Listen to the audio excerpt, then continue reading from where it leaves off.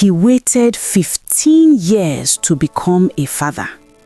When he finally got triplets, he believed it was a miracle. But one hidden truth turned love into anger, and 3 children paid the price. Daniel and Dr. Paul had been friends for over 15 years. They went to school together. They struggled together. They rose together. When Daniel married Miriam, Dr. Paul was the one who stood beside him as best man.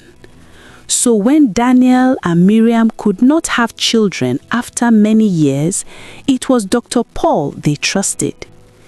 Tests were done quietly. Results were reviewed carefully. And one afternoon, Dr. Paul sat across from Daniel in his office, his face serious. "Daniel," he said gently, "this is not easy to say." Daniel laughed nervously. "Just say it." Dr. Paul took a deep breath. "The problem is not your wife. It is you." The room went silent. Dr. Paul explained everything: the condition, the medical facts, the options. "It is possible," he said. "Using a donor, you and your wife can still raise children together." Daniel's face hardened.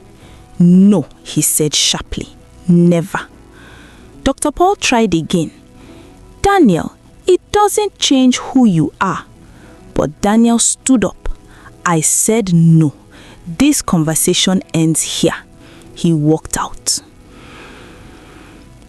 That was the day something dangerous began. Weeks later, Miriam returned to the clinic alone for a routine check.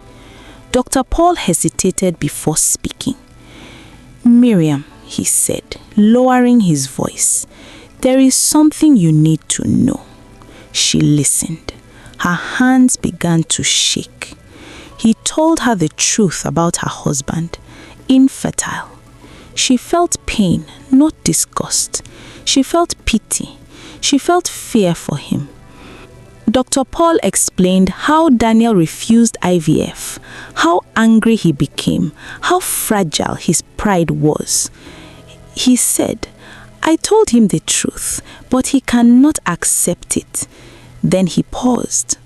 "There is another way," he added quietly. Miriam understood immediately. IVF, donor sperm, a hidden miracle. "But Daniel," she began. "He must not know now," Dr. Paul said. "He is not ready. It could destroy him."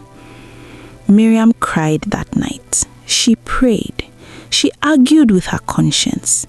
Finally, she told herself something that would later haunt her. "I will tell him later." They planned carefully. When the children are older, Dr. Paul suggested, when Daniel is already a father in his heart, they agreed on 5 years. 5 years. That was the plan. The IVF worked. Not 1, not 2, but 3. Triplets.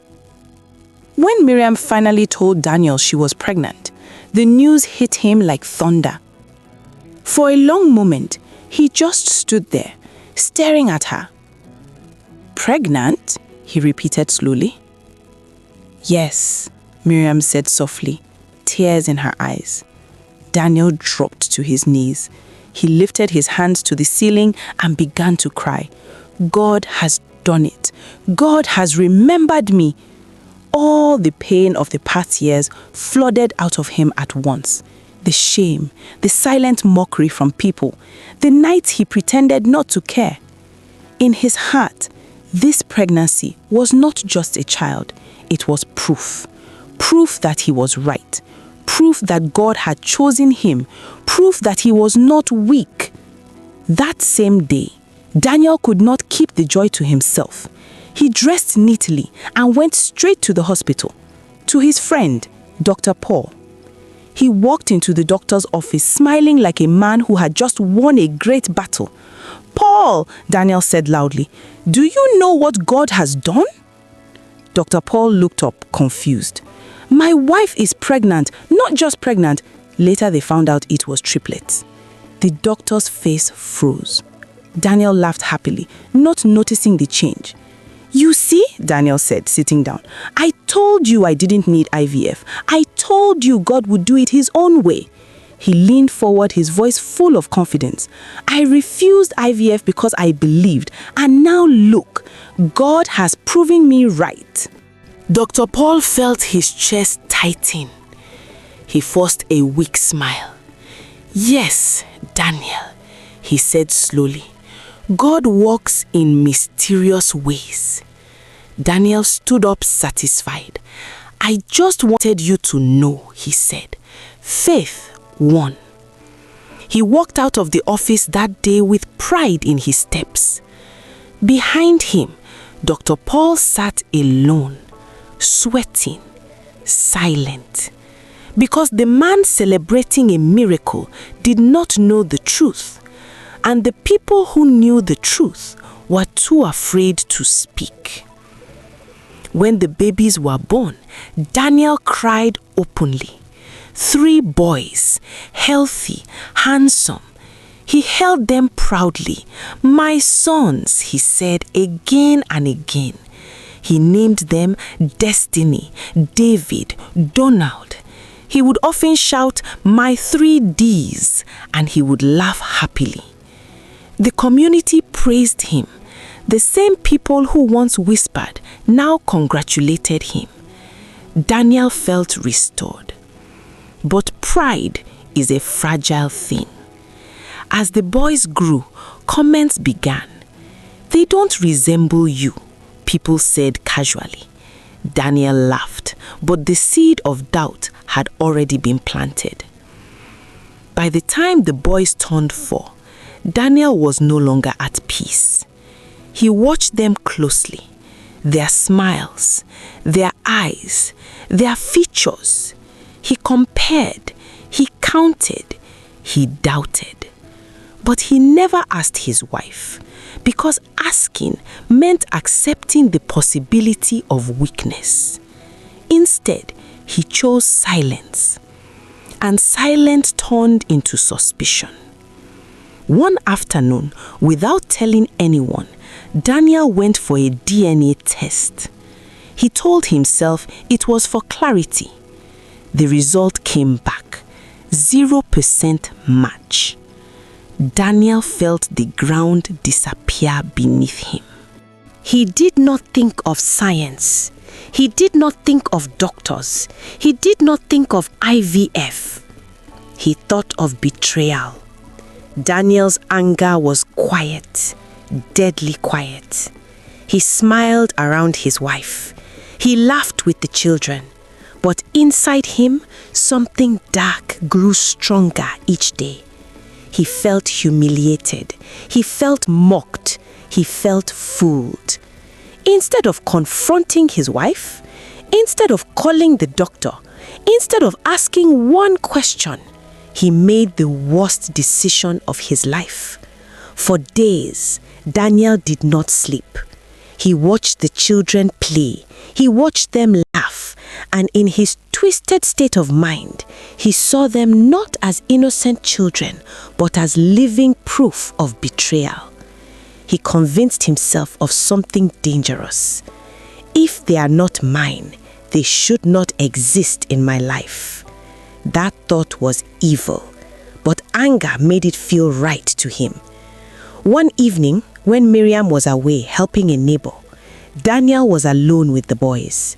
He prepared their evening drink. He added poison. Not violently, not loudly, quietly. The boys trusted him. They drank. Within hours, they fell ill. By the time help arrived, it was too late. 3 innocent lives were gone. Police questioned Daniel. In anger and pain, he accused Miriam. "You cheated on me." Miriam screamed. Through tears, she told everything. The doctor, the test, the IVF, the 5-year plan. Dr. Paul was called in. He confirmed it. The silence that followed was heavier than any prison wall. Daniel collapsed. He had destroyed what he never bothered to understand. Daniel was arrested, but jail was nothing compared to his guilt. He saw their faces everywhere. He heard their laughter in empty rooms. He screamed their names in his sleep. Dr. Paul lost his medical license. Miriam lost her family.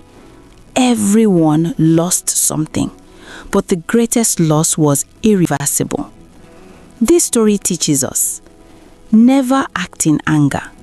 Secrets destroy families. Silence can be deadly. Truth delayed can become tragedy. Children should never suffer for adult pride. If Daniel had asked one question, if Miriam had spoken earlier, if the doctor had insisted on honesty, 3 lives would still exist. Anger blinded him. Silence protected the lie, and the truth came too late. If this story moved you, don't scroll away. Like this video, share it, and subscribe for more powerful African stories with deep life lessons. One story can save a life. One lesson can change a decision.